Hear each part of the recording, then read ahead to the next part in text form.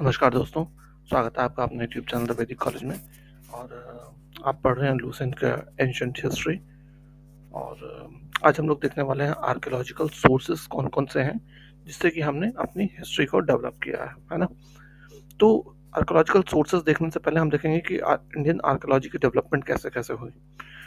देखिए, Indian archaeology में सबसे पहले यूरोपियंस ने काम करना शुरू किया। ठीक, इनमें से कुछ एक जो एमिनेंट लोग हैं, जाने माने लोग हैं, वो उनमें से एक नाम है सर विलियम जोन्स का, जिन्होंने की Asiatic Society of Bengal establish की थी 1784 में। ठीक, शुरुआती दौर में एशियाटिक सोसाइटी का काम क्या था, वो लैंग्वेज लिटरेचर वगैरह को स्टडी करती थी, लेकिन धीरे धीरे उन लोगों ने आर्कियोलॉजी भी शुरू कर दी, है ना। फिर उनको वहां से बहुत सारे इंस्क्रिप्शन मिलने लगे। अब जब इंस्क्रिप्शन मिले तो उनको ये दिक्कत थी कि भाई इस पे लिखा क्या है। ये दिक्कत हो गई क्योंकि वो लैंग्वेज बिल्कुल अलग थी। अब उस स्क्रिप्ट को कोई पढ़ नहीं पा रहा था। तो ये गुत्थी किसने सुलझाई? जेम्स प्रिंसेप करके एक मिनिस्टर थे एशियाटिक सोसाइटी के। उन्होंने उसको डेसिफर किया, मतलब पढ़ा, है ना। और ब्राह्मी स्क्रिप्ट को डेसिफर किया 1837 में। और इन्होंने ही बाद में अशोकन इंस्क्रिप्शंस को भी डेसिफर किया, जो कि खरोष्टी स्क्रिप्ट में थी।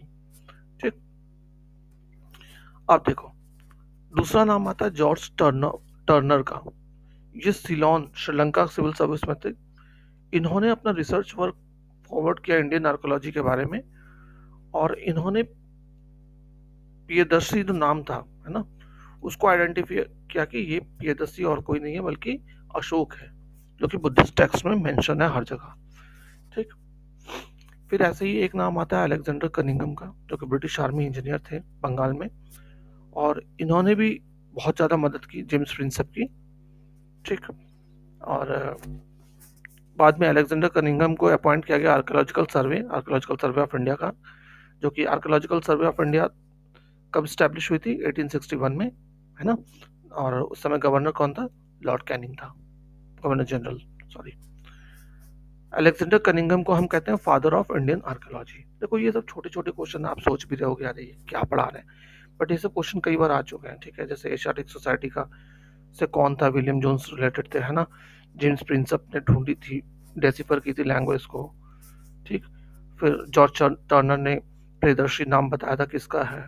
अलेक्जेंडर कनिंगम को फादर ऑफ इंडियन आर्कोलॉजी बोला जाता है। ये सब क्वेश्चन पहले एग्जाम्स में कई बार आ चुके हैं, तो आप ये चीज़ों को ढंग से सुनिए जो मैं बता रहा हूँ। ठीक है, फिर 1885 में कनिंगम को बाद जेम्स बर्गेस होते हैं पोस्ट पे, है ना। और ये 13 साल तक रहते हैं अपनी पोस्ट पे। बाद में सन जॉन मार्शल आते हैं। ठीक, 1902 में पोस्ट में बैठते हैं और ये 26 साल तक इस पोस्ट पे रहते हैं, 1928 तक। और जॉन मार्शल बहुत ही फेमस नाम है क्योंकि इनके अंडर में ही बहुत बड़ी बड़ी डिस्कवरीज हुई थी। फॉर एग्जांपल, इनके एसोसिएट थे दयाराम साहनी, जिन्होंने हड़प्पा खोजा 1921 में। फिर इनके दूसरे सहयोगी थे राखल दास बनर्जी, जिन्होंने मोहनजोदड़ो खोजा 1922 में। फिर इन्हीं के एसोसिएट एक और थे अंग्रेज, अर्नेस्ट मकै, जिन्होंने छान उदारो ढूंढा 1925 में। ऑरल एस्टिन सुक्ता गेंदौर ढूंढा 1927 में। तो आप देख रहे हो जॉन मार्शल कितने जबरदस्त थे, जिनके अंडर में इतनी सारी डिस्कवरीज हुई, है ना। तो आपको ये याद रखना है। फिर बाद में इंडस वैली सिविलाइजेशन ढूंढा जा चुका है। इसका फॉर्मल अनाउंसमेंट कब किया गया था? 1924 में। जॉन मार्शल नहीं किया था। ठीक है, इससे पहले क्या माना जाता था कि इंडियंस की जो हिस्ट्री है वो कहीं ना कहीं आर्यन से शुरू होती है, उनका ये मानना था पहले। लेकिन जैसे ही इंडियन सिविलाइजेशन का अनाउंसमेंट होता है तो सीधा इंडिया सीधा सीधा किसके बराबर पहुंच गया? इराक की मेसोपोटामियन सिविलाइजेशन के बराबर, या इजिप्शियन सिविलाइजेशन या चाइनीज सिविलाइजेशन के बराबर आके खड़े हो गए इंडियंस, है ना। कि भाई इंडियन जो सिविलाइजेशन है वो कोई वैदिक आर्यन से शुरू नहीं हुई है, ये और भी उससे भी 2500 साल पहले से चल रही है ये। ठीक है, तो ये एंटीक सिविलाइजेशन में अचानक हमें एंट्री मिल गई। हम्म, ठीक। अब ये तो हिस्ट्री हो गई आर्कियोलॉजी की, है ना। अब देखो, हम पढ़ने वाले हैं काइंड्स ऑफ आर्कियोलॉजिकल सोर्सेज। कौन कौन से आर्कियोलॉजिकल सोर्सेज हमें मिलते हैं खुदाई करने पे? देखो, या तो इंस्क्रिप्शंस होगी लिखे हुए, कहीं पे लिखा हुआ होगा कुछ, है ना। या तो हमें कॉइन्स मिलते हैं, या कुछ मॉन्यूमेंट्स होंगे बड़े बड़े, वो हमें मिलते हैं। अब देखो, ये क्वेश्चन बहुत बार आ रखा है, आप लोग अच्छे से याद कर लो। इंस्क्रिप्शंस की पढ़ाई को, स्टडी को हम क्या कहते हैं? एपिग्राफी। कॉइन्स की स्टडी को हम कहते हैं नुमेस्मेटिक। कई बार आ चुका है भाई, कई बार एग्जाम्स में आ चुका है। Study of coins is known as क्या? नुमेस्मेटिक। याद कर लो, ठीक है। मॉन्यूमेंट्स की स्टडी तो आप जानते हो, वो तो आपका मॉन्यूमेंट की स्टडी को कुछ नाम नहीं दिया गया है, ठीक है। चलो, नुमिस्मेटिक सोसाइटी ऑफ इंडिया कहाँ है? इलाहाबाद में है, जिसको 1910 में स्टैब्लिश किया गया था, ठीक। तो हम सबसे पहला सोर्सेज ऑफ आर्कियोलॉजिकल सोर्सेज को पढ़ना शुरू करेंगे अभी, वो है इंस्क्रिप्शंस, ठीक। इंस्क्रिप्शंस को दो पार्ट में बांटा गया है, फॉरेनर्स और इंडिजिनियस का, है ना। अब देखो, सबसे पहले हम लोग फॉरेन इंस्क्रिप्शंस पढ़ लेते हैं। फॉरेन इंस्क्रिप्शंस कौन कौन से हैं इंपॉर्टेंट इंडिया के हिसाब से? बोगा जकोई इंस्क्रिप्शन, बोगा जकोई इंस्क्रिप्शन है, ठीक। ये कहाँ पे मिला? बोगा जकोई इंस्क्रिप्शन आपका एशिया माइनर, टर्की में है, जो कि 1906 में जर्मन आर्कियोलॉजिस्ट हुगो विंकलर ने ढूंढा था। क्या आपको ये सब नाम याद होने चाहिए, ठीक है? कहाँ पे मिला था, किसने ढूंढा था, ये सबसे ज्यादा इंपॉर्टेंट है। और क्या कंटेंट था इंस्क्रिप्शन के बारे में, आपको ये चीजें पता होनी चाहिए। किसने ढूंढा था, कहाँ मिला था, और क्या कंटेंट था, ये सबसे ज्यादा इंपॉर्टेंट। कंटेंट तो सबसे ज्यादा इंपॉर्टेंट है, आपको याद रहना चाहिए, ठीक है। किस फॉर्म में था? क्ले टैबलेट के फॉर्म में है ना। क्ले टैबलेट मतलब आप समझोगे मिट्टी को एक स्लेट जैसा बनाया, ठीक है, और उस पर लिखा, कुछ लिख दो आप, और फिर वो मिट्टी सूख जाएगी, तो उस पर वैसे का वैसे ही रहेगा, है ना, लिखा हुआ। तो ये क्ले टैबलेट्स थे, उस फॉर्म में है। और ये कहाँ पे मिला था?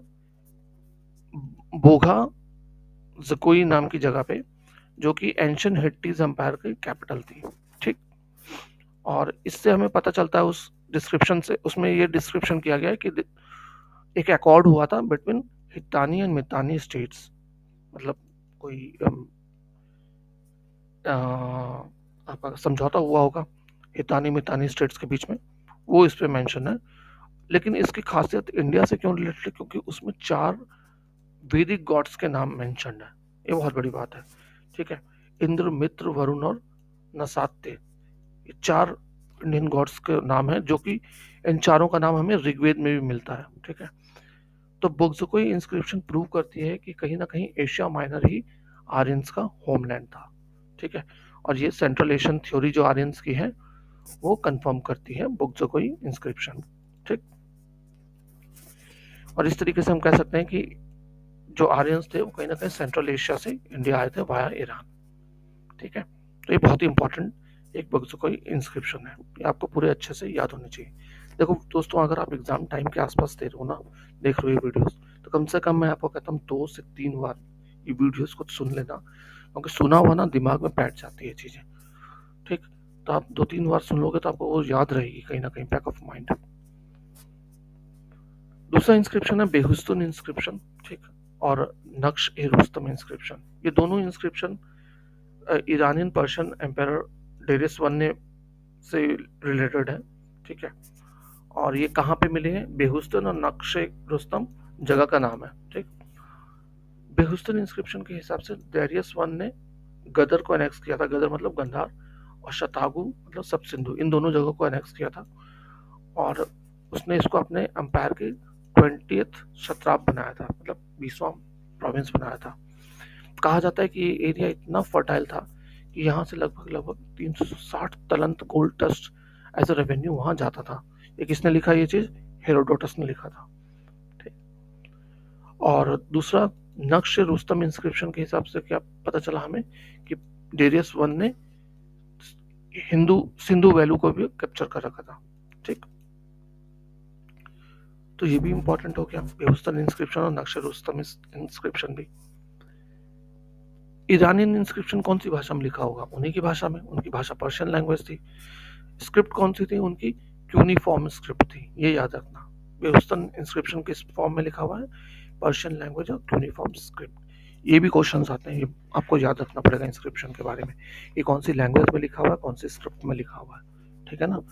ये खास करके आपके जो स्टेट पीसीएस के एग्जाम्स हैं, जैसे यूपी पीसीएस, बीपीएससी या एमपी पीसीएस या राजस्थान वाला, तो वहाँ पूछते हैं ये चीज़ें कि कौन सी लैंग्वेज में लिखा हुआ था, कौन सी स्क्रिप्ट में, तो ये आता है वहाँ।